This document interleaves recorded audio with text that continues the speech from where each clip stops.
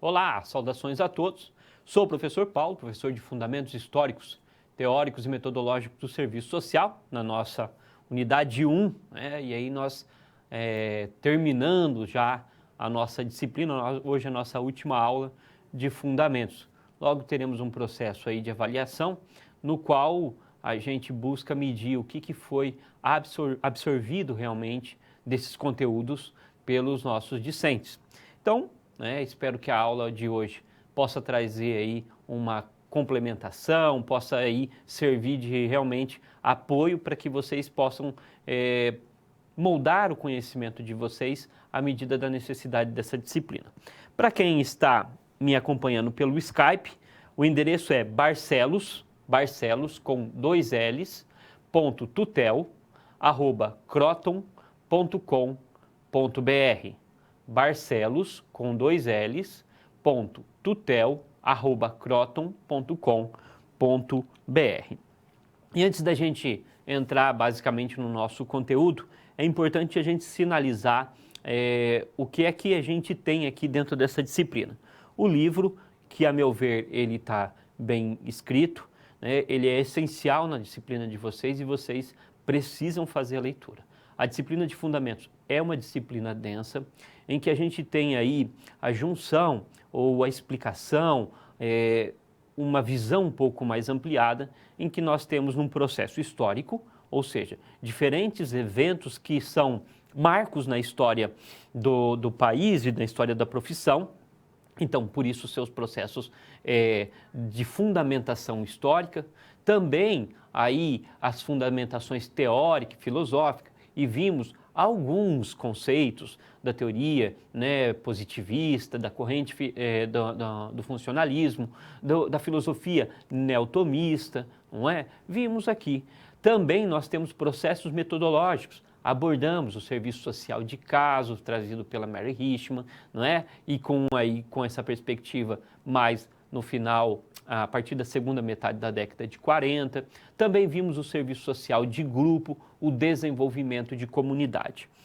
E a ênfase da disciplina, ela é dada do início da profissão, das pré-formas de profissão, né, da nossa profissão, até basicamente a década de 60. Se nós formos pegar a unidade 4, ela vai trazer alguns elementos, a unidade 4 do livro, vai trazer para nós alguns elementos que são mais resultados de um processo histórico que vai levar a uma posição contemporânea da nossa profissão. Ou seja, alguns eventos que ocorreram aí mais a década de 70, como nos mostra o livro e como vocês vão ver mais profundamente em Fundamentos 2 e Fundamentos 3, eles serão dado ênfase num momento posterior. É claro que é importante vocês lerem a unidade 4. Sim, vai cair questão da unidade 4, vai cair, porém a nossa ênfase aqui é vincular realmente a esses processos históricos aí até o meio da década de 60, onde o serviço social vai buscar romper com aquele dito serviço social tradicional. Nós hoje mesmo vamos abordar aqui o movimento de reconceituação, algumas das posições que vão para além da década de 80, enfim, mas o grosso mesmo seriam esses processos de constituição da profissão no Brasil, e aí aborda os primeiros anos da nova república, chegando aí até 1960, 65, é a grande ênfase da nossa disciplina, ela é nesses pontos. E aí, os livros em que nós nos nutrimos para isso são os livros, além desse livro que a disciplina fornece para vocês, ele mesmo está amparado sobre a Yamamoto, a Martinelli, enfim, duas grandes obras aqui, que é Relações Sociais e Serviço Social, Relações Sociais e Serviço Social, obra que eu já mostrei aqui para vocês, e também Identidade e Alienação do Serviço Social, uma obra da Martinelli, Maria Lúcia Martinelli. Enfim, são grandes obras que nos embasam nesse processo aqui, ok? Vamos então para a gente aprofundar o nosso conhecimento de hoje. Bom, na nossa aula hoje, nós vamos abordar um período que é conhecido como o segundo estágio desenvolvimentista. Vamos lembrar, né, que a nossa profissão, a gente chegou a um ponto de que ela é uma instituição, ou seja, a profissão se configura enquanto uma instituição, tá? Ela é instituída por uma classe para atuar sobre outra classe. Ela é instituída, então, ou seja, ela é concebida, dado o apoio, dado todos os processos para que ela pudesse agir, existir e aí alterar as relações sociais ou manter as relações sociais, então colocada pela grande classe burguesa para atuar sobre os operários. Vimos esse processo e o processo não se fez diferente no Brasil. Tanto o é que o serviço social ele é reivindicado com a doutrina social da Igreja Católica, não é? Buscando aí galgar mais poderes junto à sociedade brasileira e que também o Estado vai buscar esse profissional e vai dar o apoio a esse profissional. Prova disso é que algumas dos setores estatais já estavam instituindo departamentos de serviço social antes mesmo da profissão ser instituída no Brasil. Então, ele já vinha buscando aproveitar essa força da profissão sobre a mentalidade do trabalhador. Por um outro lado, a igreja, então, buscava uma face de um capitalismo mais humano, um capitalismo mais humanista, né? E isso é uma face conservadora, filosófica conservadora. Por quê? Porque conserva a sua essência, que é o capitalismo. Nesse sentido, ele condena uma doutrina que esteve em grande voga até a década de 1930, né? O início da década de 30, que é o liberalismo. O liberalismo só será mundialmente questionado quando, em 1929, teremos a quebra da Bolsa de Nova York e um colapso total na economia mundial. Dali para cá é que se pensa ou que se dá maior credibilidade às teorias intervencionistas do Estado. Até aqui, mesmo que algumas ações do Estado se fizessem presente no campo da regulação social trabalhista, como é exemplo da Inglaterra, nós vamos perceber que há uma grande resistência em assumir responsabilidades do Estado, assumir responsabilidades. Era própria mesmo da concepção de Estado, não é? Então, na década de 1930, quando o Estado brasileiro recebe o golpe do Estado imposto por Getúlio Vargas. Getúlio Vargas, que vai ficar de 1930 a 1945, vai começar e vai mudar a matriz econômica brasileira, trazendo então a busca da industrialização. E que tipo de industrialização é essa? É a substituição, a indústria de substituição de importação. Lembramos então que nós tínhamos um país eminentemente rural, a população eminentemente rural, com pouquíssimas cidades que congregavam um grande número de habitantes, Curitiba, Rio de Janeiro, São Paulo, Belo Horizonte. As capitais da cidade ainda, as capitais dos estados ainda aglomeravam uma massa um pouco mais significativas de população urbana, mas no grosso mesmo a nossa população era rural. Quando do golpe de Estado vindo por Getúlio Vargas, vai se buscar então e vai se receber essa população para, com o apoio do Estado, trabalhar nessas empresas. Os movimentos operários, mesmo que ainda poucos e com influência de estrangeiros dentro dos seus sindicatos, vão buscar ganhar direitos sociais ou conquistarem direitos sociais, que são pouquíssimas conquistas sociais que nós vamos ver sinalizadas antes da década de 1930, mas da década de 1930 em diante, com o processo da industrialização impletado pelo Estado, Getúlio Vargas vai buscar, então, se antecipar essas reivindicações e, por isso, trazer uma face paternalista do seu governo, de forma que as conquistas dos trabalhadores não o pareçam como conquista, mas como uma liberalidade, uma empatia desse governante para com eles. Na década de 1950, nós vamos ter então um novo impulso desenvolvimentista. Se a indústria era uma indústria de substituição de importação, na década de 1950, qual era o cenário? Bom, o país saía da guerra, da Segunda Guerra Mundial, vimos uma instituição na aula passada, a Legião Brasileira de Assistência, que deu apoio à população e aos que se comprometiam mais veementemente com a guerra, né? Deu apoio e foi ali o germe da assistência social brasileira. Na década de 50, então, o país já saiu da guerra, depois de colocar para fora mesmo o Getúlio Vargas, em 1945, e institui uma nova Constituição Federal em 1946. Getúlio Vargas vai voltar ao poder em 1950, 51 e vai, então, governar democraticamente o país. E é claro que aqui ele vai buscar, então, esse novo impulso desenvolvimentista. Vai trazer a questão, desse período que nós temos a criação da Petrobras, vai tentar trazer também algumas empresas mais vinculadas, ou criar algumas empresas mais vinculadas à questão da energia. Vai ter toda uma discussão sobre o monopólio ou não do petróleo. Então, tem toda uma discussão aqui sobre os rumos da economia brasileira. Rumo esses que ficam, de certa forma, um pouco paralisados até a segunda metade da década de 50. Getúlio Vargas não consegue governar o país de forma satisfatória por conta de várias questões políticas e tensões, não é?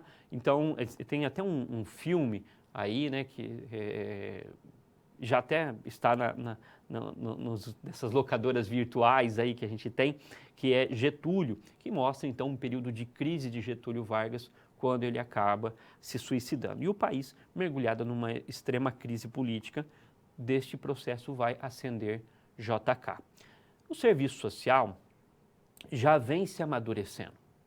De 1936 para cá, já se passaram aí 14 anos de profissão. 14 anos de profissão, quase chegando aí a 20 anos de profissão, quando da abertura e da incidência de JK. A profissão, ela vai ter agora um novo processo de se inserir em diferentes instituições e também dentro do mundo das indústrias brasileiras, que neste momento receberão a incidência de maiores indústrias e de capital estrangeiro. Isso requer do serviço social posicionamentos diferentes, como nós vamos ver aqui, ok? Então, vamos comigo ao quadro para que a gente possa acompanhar. Bom, vimos nesse sentido que há um novo impulso desenvolvimentista na década de 1950. Esse processo desenvolvimentista vai conceber que o atraso brasileiro, ele se deve em quê? Ele se deve, por quê? Porque o Brasil não tem ainda um campo industrial tão desenvolvido que possa trazer a superação das suas dependências. De fato, então, há uma conciliação de que desenvolvimento e industrialização eram muito sinônimos um dos outros. Concebe a questão do campo como atrasada, secundária e relegada. Então, o processo desenvolvimentista traz aqui um desenvolvimento industrial ou um progresso industrial que vai trazer novas requisições para o serviço social. Ora, conforme essas empresas vão se instalando, com o apoio do capital externo, com grandes iniciativas de monopólios, nós vamos ter também o inchaço das cidades. Em 1945, o número de população urbana já tinha crescido consideravelmente. No início do século, não se passava de 10%, agora em 1945 já estava em torno de 35%. Nós vamos chegar aqui ao final da década de 50, com 45% da população morando em território urbano. Isso revela, então, um salto populacional nas regiões urbanas muito grande. O serviço social, neste sentido, vai ser requisitado para atuar junto a esses grandes centros dentro dessas empresas. O foco da sua ação seria o serviço social de grupo, técnicas advindas de onde? Do serviço social norte-americano, e o desenvolvimento de comunidade, não é? Vimos que o desenvolvimento de comunidade, enquanto história no mundo, vem aí de iniciativas americanas lá da década de 1920, e vai ser encampado pelas organizações das Nações Unidas, mais aí na década de 1950, e o serviço social vai ter nesta ferramenta, principalmente da década de 60 em diante, um grande instrumento para se inserir no processo de desenvolvimento. Dessa forma, nós temos que o Estado, primeiro setor, tá? E o segundo setor, que é o mercado, essas grandes empresas, seriam então os maiores empregadores do serviço social. E olha que legal. Bom, se o serviço social, para aquelas interpretações mais ingênuas, que não é o que nós estamos trazendo aqui, é concebido como uma forma de racionalizar a caridade, não teria que ter aqui o terceiro setor, ou seja, aquelas organizações que não estão vinculadas ao Estado, que não buscam lucro, então não estão vinculadas ao Estado, não estão no primeiro setor, que não visam lucro, então não estão no segundo setor, mas que buscam então trazer ações de interesse público. Vamos colocar aqui, as ONGs, as entidades assistenciais, não deveriam ser essas as principais as principais absorvedoras dessa profissão? Não, não é. Então, é o Estado que requer e é as empresas que requer. Em que sentido? Para operacionalizar de forma mais satisfatória a mão de obra. JK, Juscelino Kubitschek, Nonô, como não era conhecido, foi governador de Minas Gerais, e vai buscar a presidência da República após a morte de Getúlio Vargas. Isso se vai dar em torno de 1956 em diante, e ele vai trazer então o que muito ficou conhecido como o Plano de Metas. O Plano de Metas que tinham grandes metas de desenvolvimento econômico. A questão econômica, nesse sentido, ela é central. Haviam 30 metas mais centrais e todas elas eram voltadas para o econômico, com pouquíssimos nuances no social. Por quê? Porque na interpretação tecnocrática, ou seja, desses racionalistas que pensam muito tecnicamente, mas com pouca participação do povo, o seu processo de desenvolvimento econômico levaria, então, às satisfações sociais da nação. E isso, então, não caberia uma grande relevância no social. Por quê? Porque o econômico ia trazer aí a satisfação para o social. Esse era o grande pensamento. Dessa forma, Juscelino Kubitschek buscou incrementar um parque industrial voltado para indústrias mais pesadas, voltadas à energia, algumas estruturas para que essas empresas pudessem se instalar. Tem aqui, já absorvido do governo anterior, algumas estratégias de menos taxação de imposto para aquelas empresas que vão se instalar no Brasil, mesmo com o apoio do capital nacional, então, num processo misto. Então, eles vão taxar menos impostos e isso vai levar a florescer cada vez mais empresas e indústrias neste campo. Então, nós temos um grande período de desenvolvimentista. Desenvolvimentista são então as estratégias que o governo traz para desenvolver parte do país, com seus incentivos. E aqui nós temos a parte industrial, então por isso um impulso desenvolvimentista, o segundo impulso desenvolvimentista de JK. Nós temos, sim, então nós podemos conceber um primeiro lustro de desenvolvimentismo em Getúlio Vargas, um segundo em JK, e depois nós vamos ter ainda um lustro de processo desenvolvimentista nos governos ditatoriais após 1964. Então nós temos todo um processo aqui. JK tinha um lema que era, ele queria que o país se desenvolvesse 50 anos, tá? 50 anos em 5 de sua gestão. E há toda uma busca de incrementar essas ações. Vamos então comigo ao quadro para que a gente vá seguindo o nosso conteúdo e não nos percamos dentro do que nós temos que colocar. A meta então seria levar a nação a atingir a grandeza material, tá? A soberania e a paz e a ordem social, então, seriam consequência dessa grandeza material. Tá? O desenvolvimento, então, como um sinônimo de industrialização. O desenvolvimento é um sinônimo de industrialização. Ele o é?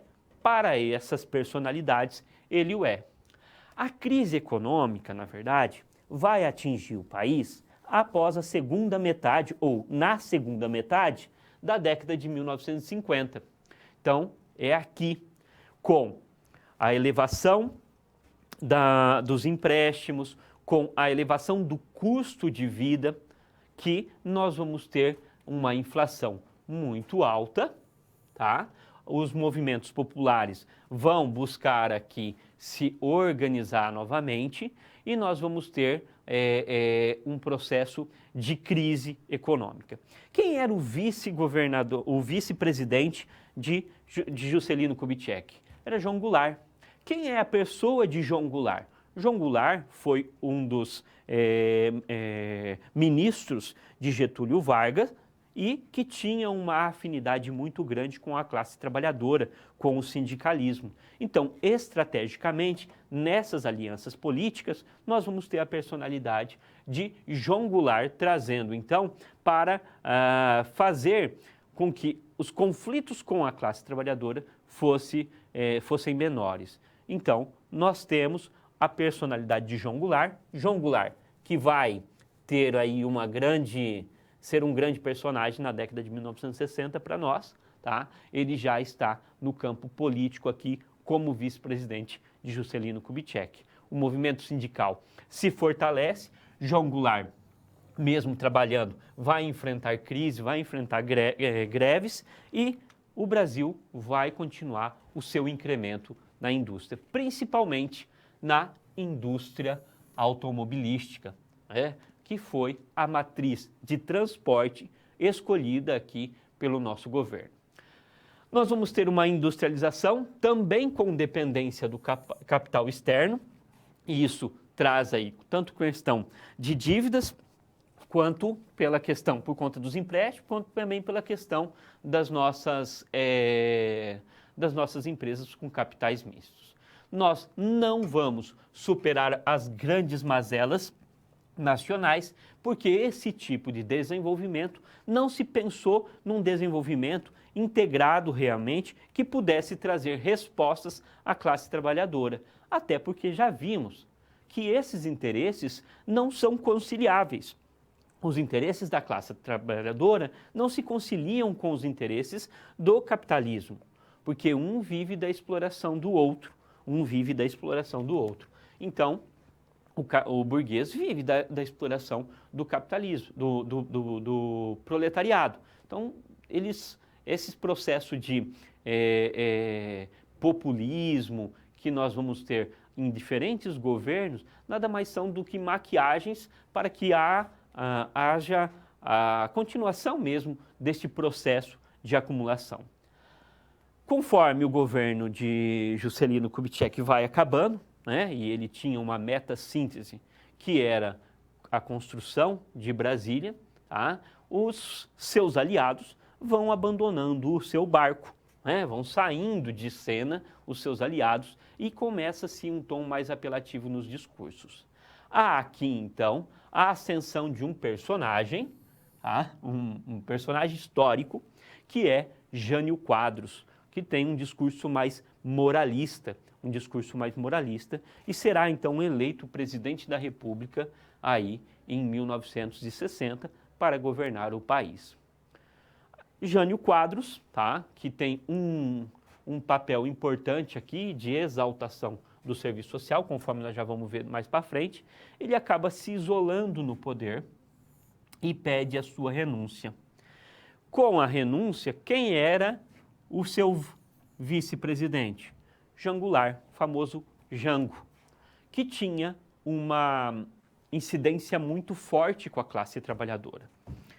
Jango Goulart, ou João Goulart, ele tinha essa entrada dentro dos sindicatos muito mais forte, até porque o seu partido, com a perspectiva populista de Getúlio Vargas, criou essa credibilidade junto à classe trabalhadora.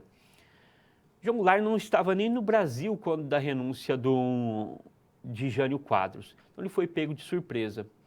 No entanto, a gente pode perceber, lendo a história brasileira, que o Exército sempre exerceu uma grande pressão política sobre os governos brasileiros.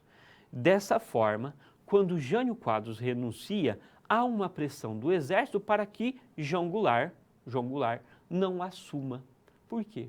Porque ele era visto como alguém que era um sindicalista. E sendo um sindicalista num período de Guerra Fria, de mundos polarizados, nós vamos ter aqui que não coadunam, não vão no mesmo sentido com os interesses do grande capital. Entendemos esse processo de Guerra Fria, que parece que está apartado da nossa história, mas que é muito presente. Por quê? Que com a Guerra Fria, o mundo fica polarizado, os discursos ficam polarizados e a influência externa, influência norte-americana, a influência da União Soviética, elas incidem diretamente nos países. E no Brasil também, o exército brasileiro é mais alinhado à posição norte-americana e com a entrada ou vinda de Jango Goulart assumir a presidência, os interesses estão mais ligados ao quê? Ao sindicalismo, aos interesses dos trabalhadores. Nesse sentido, o exército busca barrar a posse de Jango Goulart. Será o período, então, de parlamentarismo. Após algumas manobras, Jango Goulart vai retomar a presidência do Brasil, tá? Com o sistema presidencialismo. Ele retoma, enquanto presidente, num sistema parlamentarista, num sentido de concessão que os militares permitiram ele vir se o regime fosse mudado. Nesse sentido, João Goulart vai assumir enquanto parlamentarista, enquanto sistema parlamentarista, e vai depois o país ser transformado em um presidencialismo novamente, e aí sim a ascensão de João Goulart. João Goulart vai trazer algumas reformas que vinham de encontro com a classe trabalhadora. Reformas agrárias, ele vai buscar trazer a reforma agrária, ele vai buscar trazer a reforma universitária, a reforma tributária, não é? Então, tem diferentes reformas que nós vamos compreender na história como reformas de base, tá? Então, reformas que são básicas e são de bases elementares para um novo capitalismo brasileiro e que desagradam aí os militares. E daí nós teremos o golpe, então, em 1964, o golpe em março de 1964. Todo este cenário vai incidir com a nossa profissão. Em que momento aqui o serviço social vai requerer novas estratégias? O serviço social, que é entendido ou que tem na sua base não se contaminar politicamente com ideologias, enfim, de que maneira ele vai se posicionar? Tá? Então, no bloco seguinte, nós vamos observar isso. E agora eu queria que vocês, já com um pouco do conteúdo que vocês fizeram no livro e o aprofundamento que o professor trouxe aqui, colocasse algumas características da década de 1950. E a gente já retorna.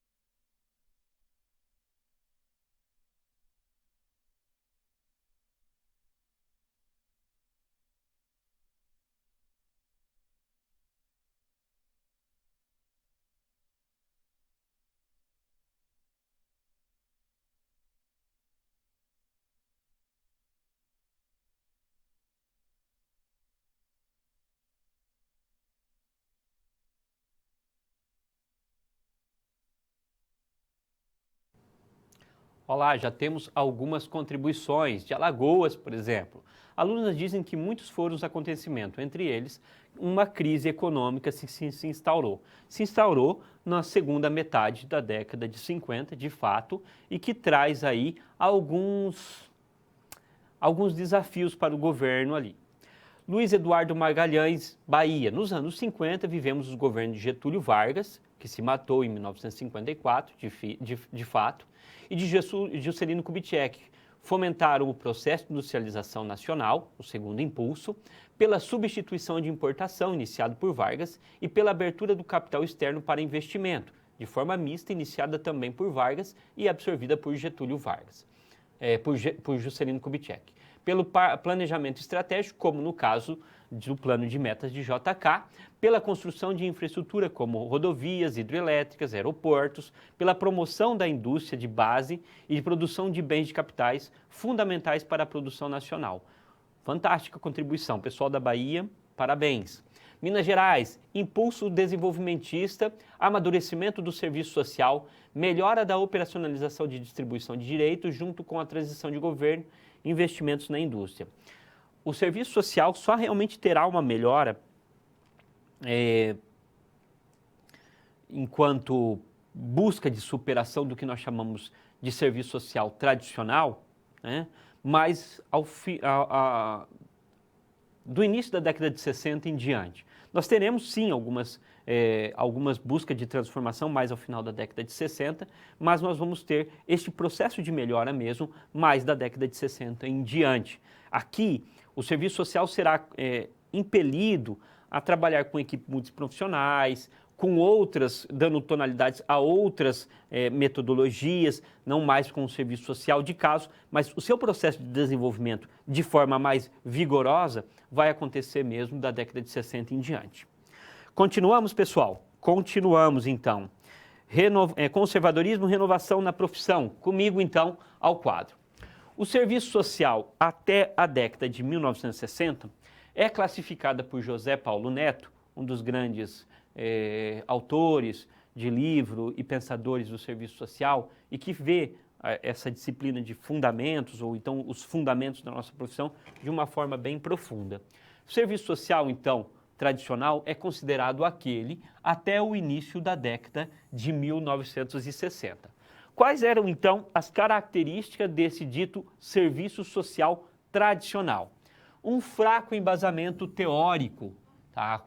Então, qual era a teoria? A positivista, não é? Qual era a filosofia? Então, o neotomismo, não é? Com sustentação no empirismo, ou seja, na experiência, sem pesquisas mais aprofundadas, sem um processo de investigação da realidade, mas sim com base naquelas práticas que se faziam e que vinham se repetindo.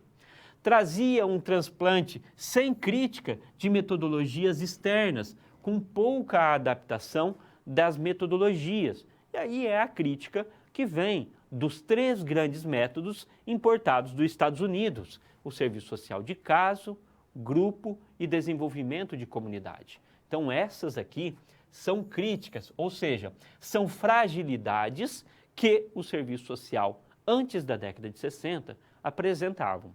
Há uma ligação direta com as grandes instituições religiosas. Leia-se aqui fé católica.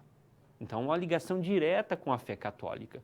O próprio disso é a filosofia que embasa, né, o seu modo de ver o mundo. Uma asepsia política ou uma atuação que quer se ver neutra, sem opinar nos processos de rumo da sociedade. Aí ele era apenas um agente interventor. Um questionamento, então, geral na nossa profissão, mais ao final da década de 50, e nós vamos ter, nesse período, uma crise geral na profissão. Uma crise geral. O serviço social tradicional, ele era visto ainda como apenas um executor de programas e projetos. Então, antes da década de 60, era um profissional que era visto apenas como um executor. Ah, professor, mas nós demos tanta ênfase na década de 40 com o impulso dessa profissão sendo absorvida nos seus aparatos do Estado. De fato, Tá? Mas ela vai chegar ao final da década de 50 já desgastadas. E aqui, o serviço social até então, ele era absorvido nessas instituições, mas ele não tinha seu caráter propositivo, ele era apenas operador, executor, tá? Ou seja, não tinha um processo criativo em sua ação. Não há, ou não havia aqui, a intenção de ir contra uma ordem instituída, próprio daquela filosofia neotomista que não entendia que devia ir contra a ordem instituída, porque a ordem instituída ela foi dada por Deus. E se ela foi dada por Deus, ela é justa. O serviço social, então, a referenda. Não há, então, como ir contra a ordem instituída. A participação da população não era central naquilo que elas desejavam para a sua vida. Então já era pré-determinado o que o serviço social queria trazer para aquele cidadão. E, nesse sentido, tá, a participação ela era apenas um adorno, apenas um enfeite, não é, de fato, central na vida daquela pessoa. Então são críticas que o serviço social, antes da década de 60, recebeu aí pelos nossos professores que analisam a profissão. Assim, aí, de 50 para frente, de 60 para frente, um aprofundamento da laicização da profissão. Ou seja, a profissão vai buscar ser mais leiga e menos ligada à religião. E isso já ao final da década de 50 e início da década de 60. Vamos lembrar todas aquelas transformações que estavam acontecendo no Brasil. Tá? E as demandas do período de desenvolvimentista, ou seja, esse monte de investimento que o Estado traz, essa abertura do capital externo, conforme a Bahia nos trouxe aqui, a contribuição da Bahia nos trouxe aqui, vai apresentar para a profissão os nossos desafios. Este profissional que tem uma prática executora, dada apenas pela experiência, com uma fraca visão de mundo, ele está pronto para ser inserido num grande centro com mais de 1 milhão, 2 milhões, 3 milhões de habitantes, com os seus grandes centros aí, trazendo problemas de infraestrutura, não é? De violência, da criminalidade, questões de urbanização, questão da educação, qual é o caminho da educação, enfim, de que maneira essas demandas advindas desse processo de desenvolvimento vão levar a profissão a se rever. Será que as respostas que ela tinha até agora, advinda de uma fraca formação, são suficientes para estes desafios? O serviço social, no início da década de 60, vai entender que não. Vai entender que não, tá?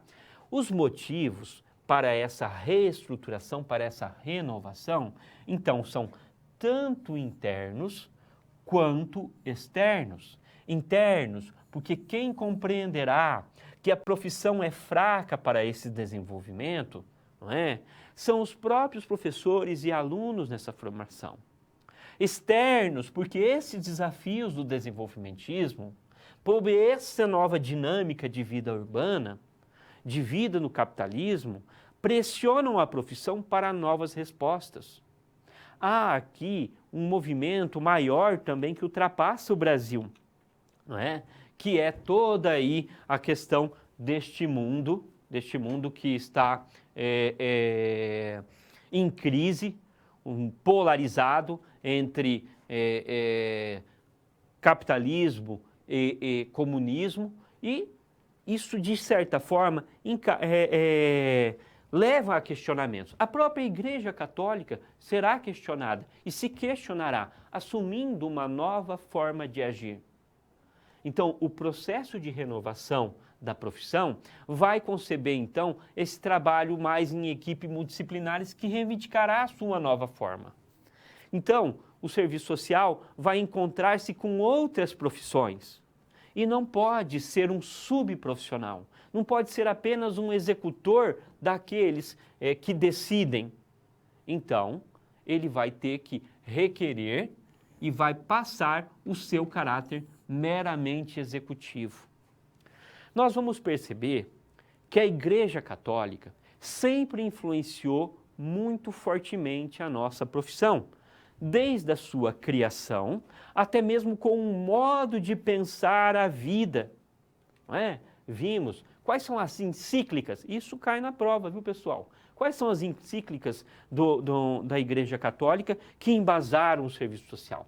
A Rerum Novarum, a 40º Ano, né? Isso já nos primeiros anos ali do serviço social. Antes mesmo da profissão aqui ser instituída, nós já vamos ter essas duas encíclicas que vão aí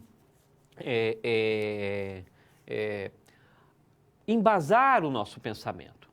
A Igreja, ela vai então ter também uma ala crítica a partir de 1950, que vai se levar por uma outra concepção, não mais coadunando com os interesses do capital, olhando mais para a classe operária, para aqueles que vivem na miséria e realizando críticas políticas a esse sistema.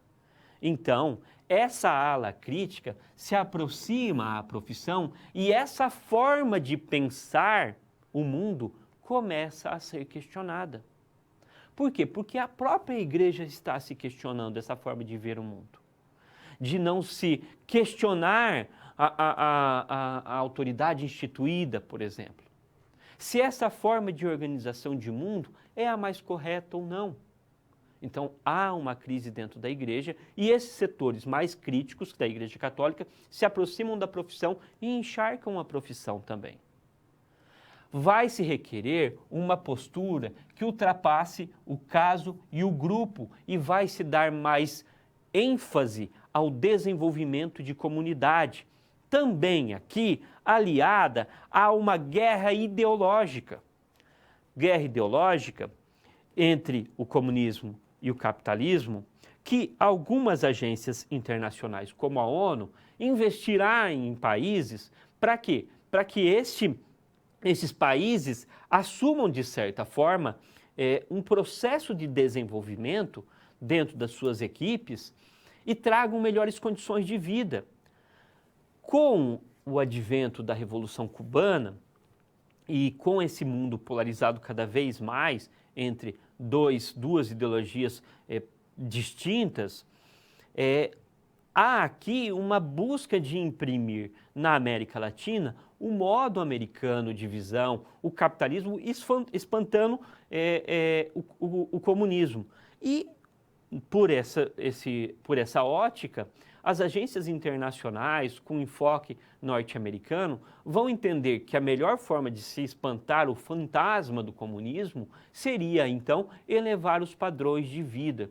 E o grande instrumento para se elevar os padrões de vida seria o desenvolvimento de comunidade, uma técnica que o serviço social tinha herdado lá na década de 40 e que vai ser reaproveitada e que será repensada com enfoques mais críticos ou não, com adaptações mais alinhadas a essas agências internacionais ou não, da década de 60 em diante.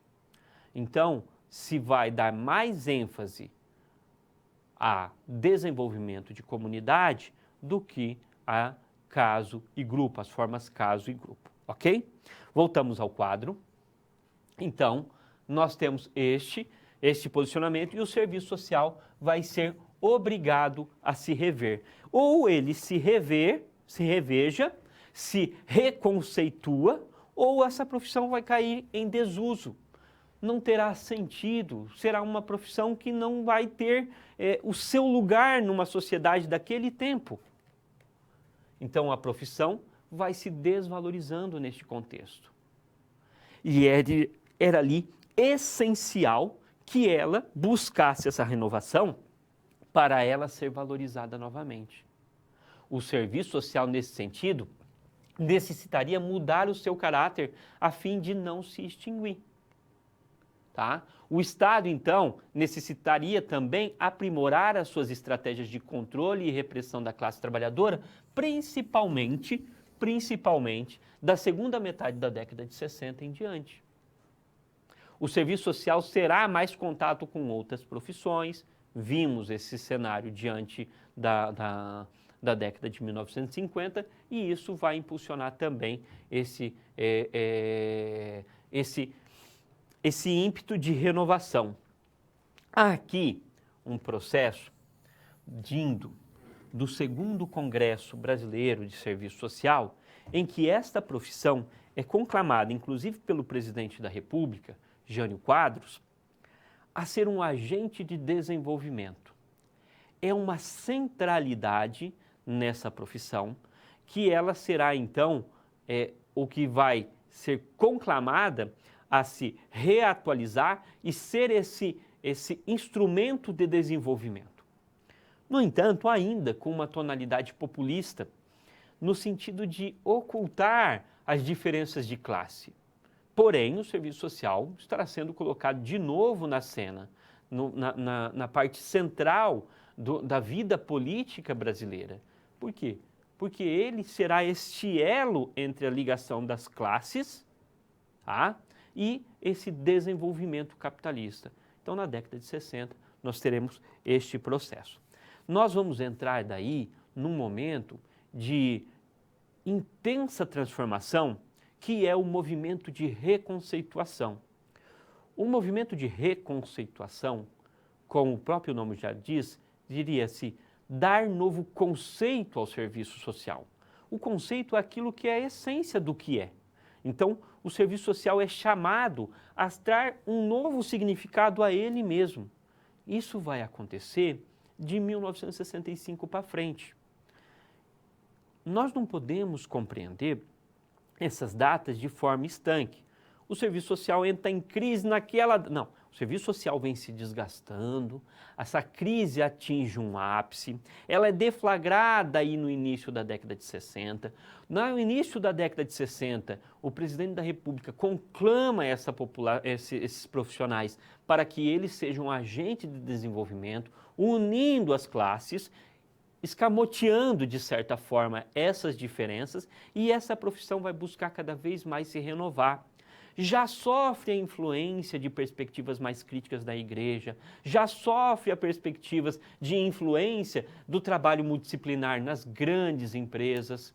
Há elementos aqui que o serviço social não tem respostas. Há incidência de teorias sociais mais críticas que encharcam o país agora em uma democracia. O serviço social será chamado a se reconceituar, e não só no Brasil, em toda a América Latina. Vamos comigo ao quadro. Bom, esse processo, então, de reconceituar, de dar novo conceito no serviço social, que tem o seu ponto mais convergente em 1965, vai encontrar o Brasil de que forma? Bom, é premente na sociedade brasileira que a profissão se renove. Já falamos sobre isso. O Brasil se desenvolveu, há uma inversão da população urbana e rural. O que era rural antes, a predominância, agora vai passar a ser urbana. Os grandes centros trazem problemas complexos advindos da vida e da sociedade capitalista, com expressões da questão social de toda a ordem. O movimento dos trabalhadores cada vez mais afinado, movimentos sociais buscando e reivindicando direitos sociais, até porque visualizamos uma experiência de estado de bem-estar social na Europa. O Brasil, no entanto, em 1964, colocou para fora o seu presidente porque compreendia que ele trazia riscos para a ideologia contrárias à brasileira. Ele trazia o fantasma do comunismo, transformaria a República Brasileira numa república sindicalista. E isso não era interesse. De fato, então, teremos uma ditadura militar em 1964. Bom, o serviço social estava aí questionado para ser uma nova profissão, e inclusive com posicionamento político, não mais alinhado ali a interesses apenas burgueses.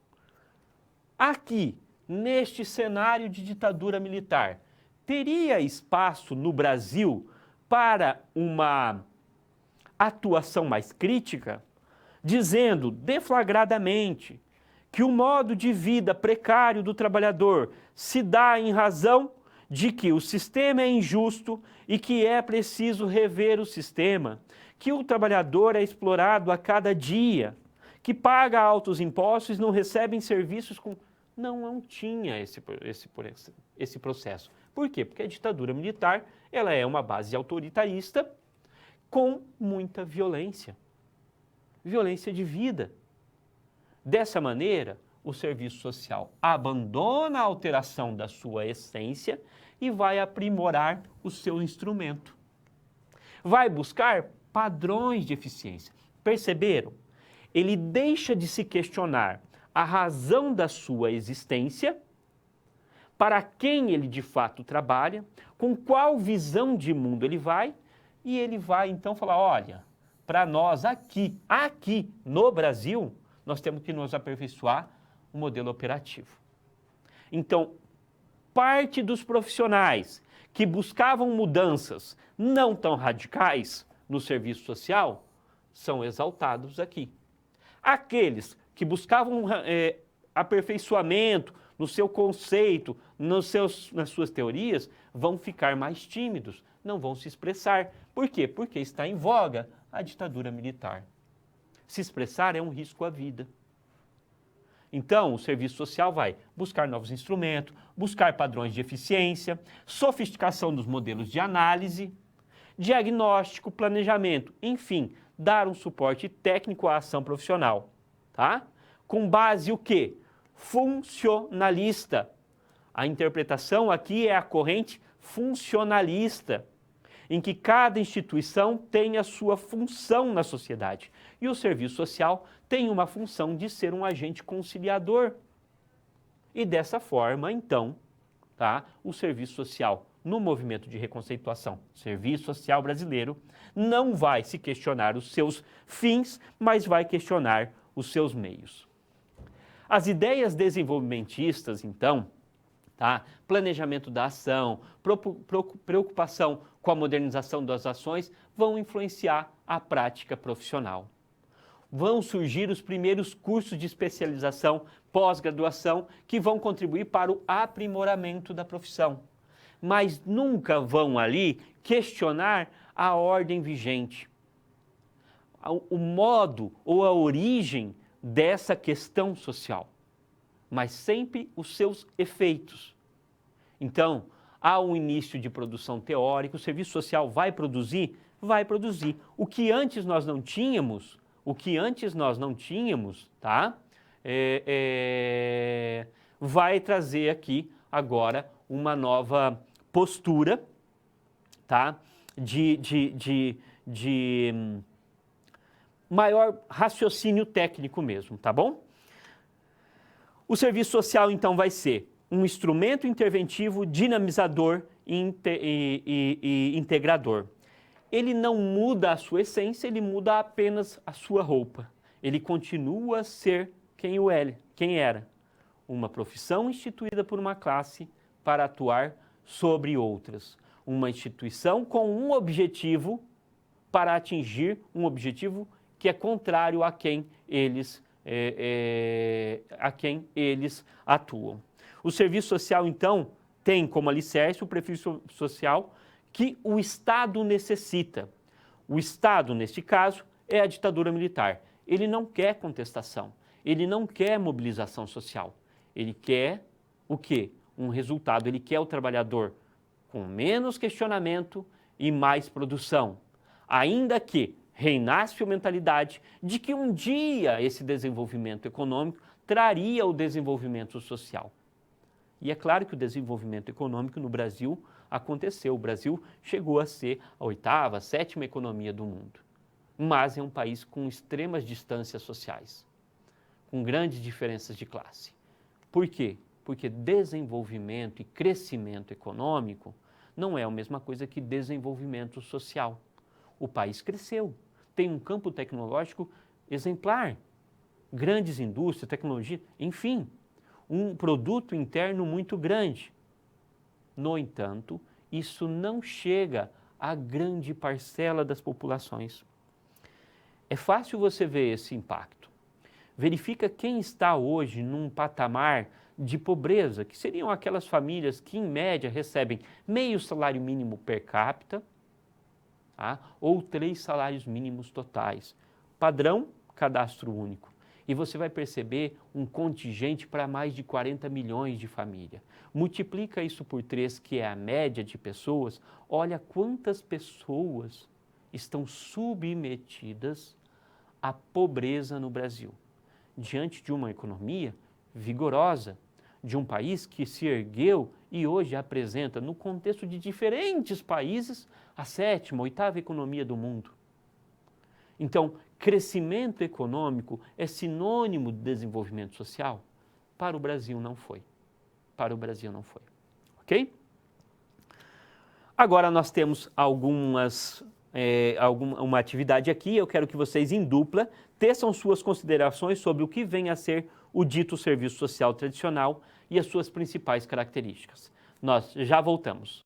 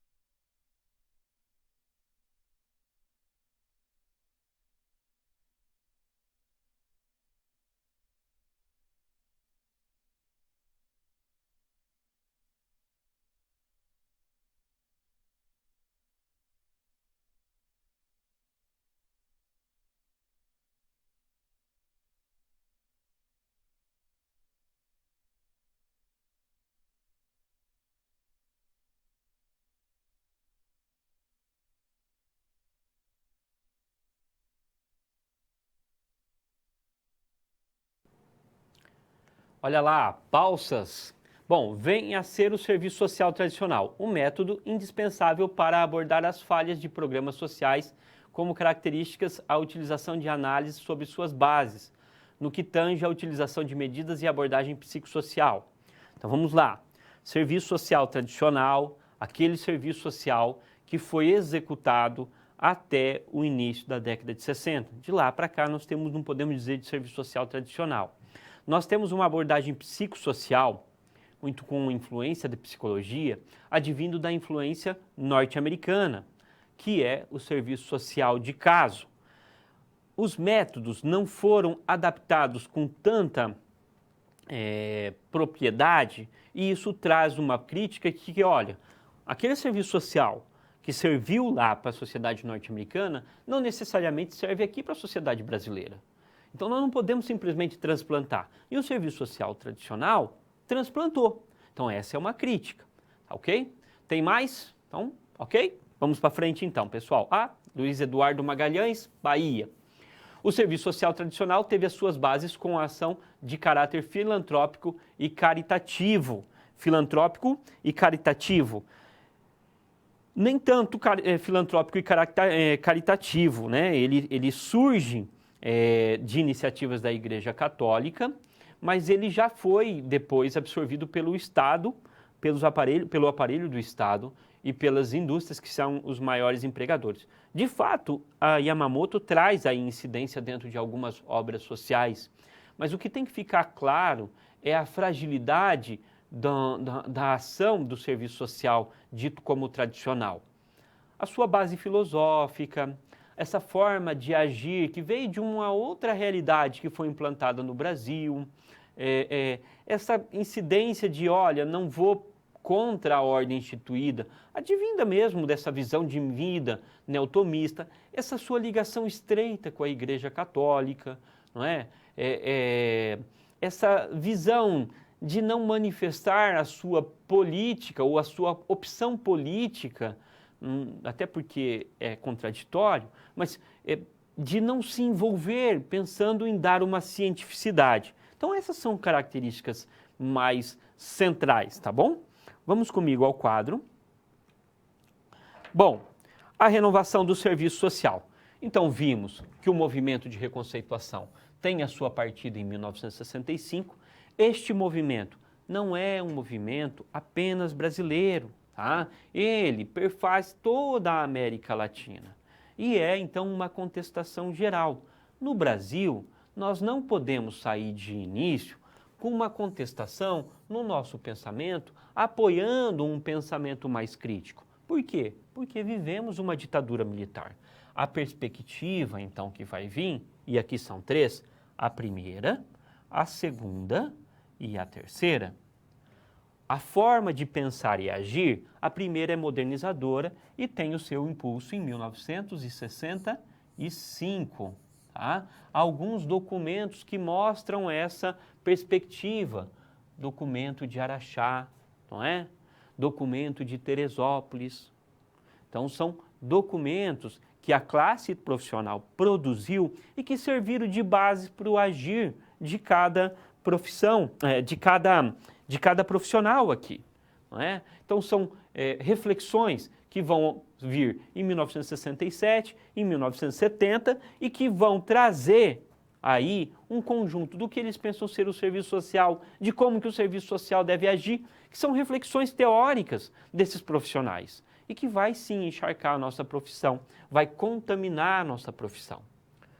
Uma outra vertente que vai vir desse processo de renovação é uma outra forma de pensar, que é o que nós chamamos de reatualização do conservadorismo, ou colocar o conservadorismo atualizado.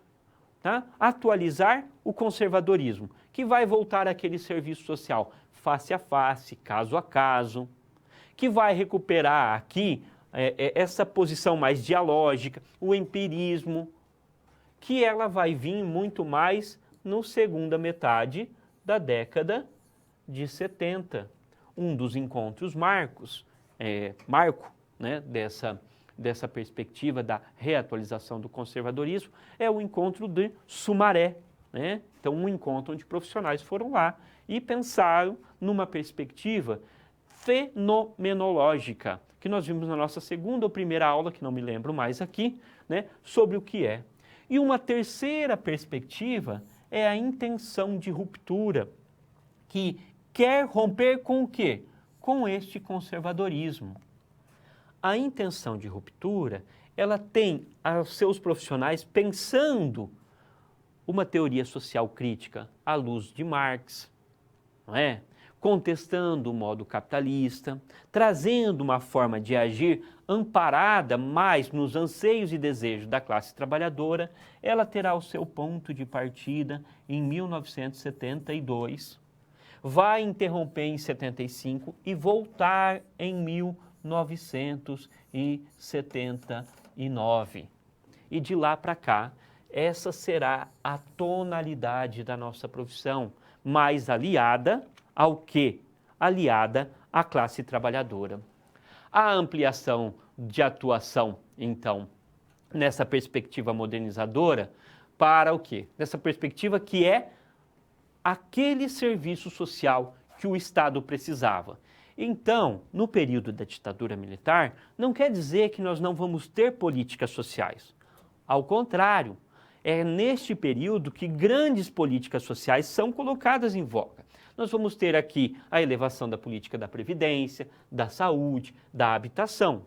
O que nós não temos é a transparência, é a participação da população para dizer o que ela quer ou deixa de ter, não é? Então nós temos aqui grandes incidências de políticas sociais, porém pouco alinhadas ao desejo da população. Nós vamos ter que este serviço social será implantado aqui. Para o quê? Para trazer esse ajustamento dentro daquilo que se quer para o Estado brasileiro na visão da ditadura militar. Vai se exigir novas técnicas que são impostas ao serviço social, técnicas de diagnóstico, leitura de sociedade com base no funcionalismo, tá? Porém, nós não vamos ter canais democráticos. Tudo aquilo que contesta o caminhar das coisas, a direção das coisas, era reprimido.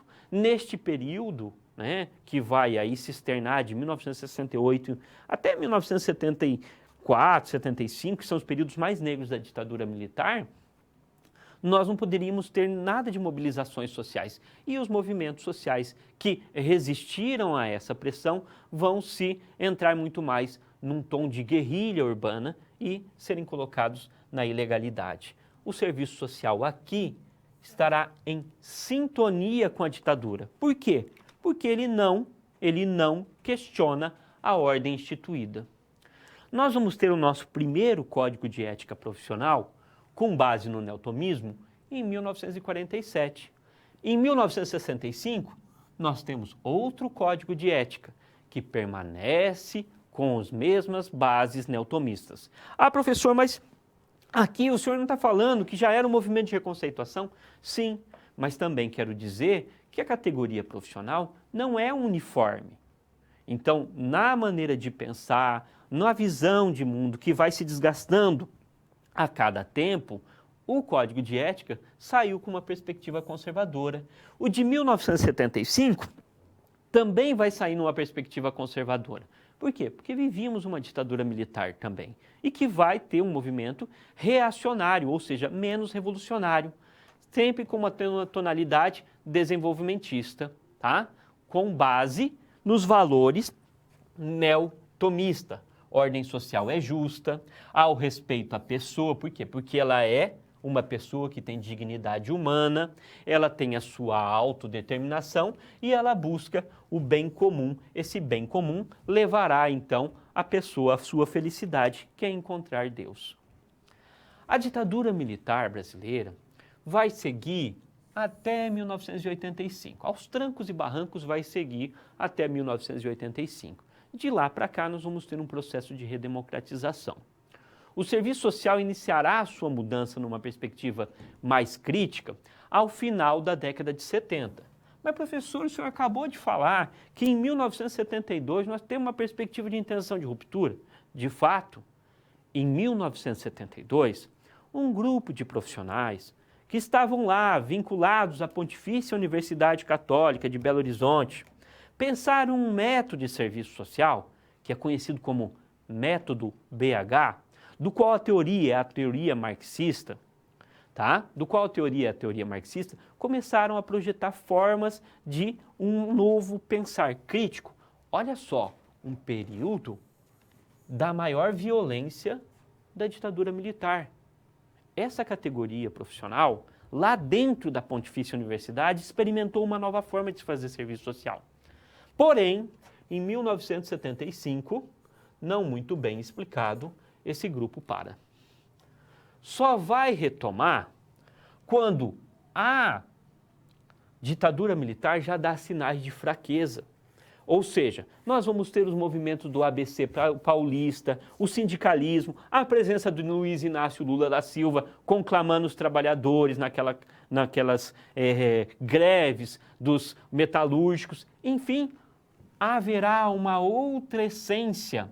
Ainda que a ditadura militar seja levada até 85, o final da década de 70 traz uma sintonia dos movimentos sociais que dá margem a essa perspectiva mais crítica de dizer que a sociedade é composta injustamente, de que a população não goza dos seus direitos, não é? Que é necessário a gente entender que o homem cria a sua própria história e que nós somos resultado dessas decisões coletivas e dessa forma a sociedade deve ser mudada. Muda-se em 82 a base curricular, que até então conservava elementos do neotomismo, do positivismo, do funcionalismo, em 1982 vai receber um